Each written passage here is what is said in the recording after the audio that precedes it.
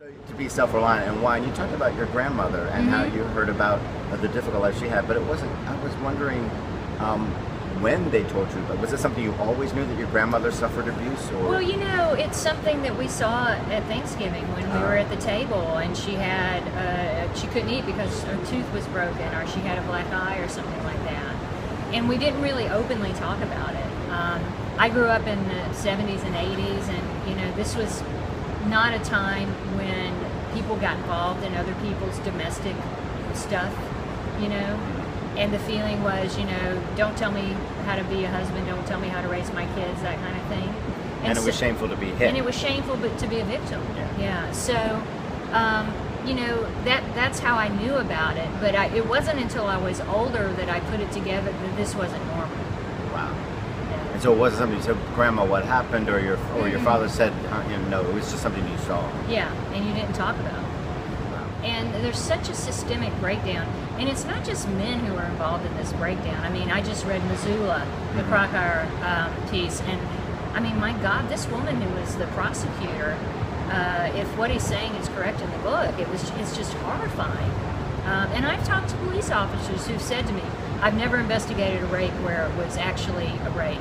And I thought, wow, what a weird career you've had. Right. Statistically, that's not possible, because such a low percentage of reported rape is vindictive reporting, right? Right. I mean, the novel or TV movie idea where you make a false charge. Right. It's a great story on TV, but it doesn't really happen in real life that much. Disappearingly small. Exactly. Yeah. So, it's a really rife subject matter. What bothers me is that when you talk about it, they say you're being political. And I think that it's in men and women's interests to try to stop this. But it's the 10% rule, on college campuses. It's 10% of the guys who are committing these crimes. And they're doing 90, they're doing, Right. So, so if you say to a girl, here's some cupcakes, 10% of them are poison. Enjoy.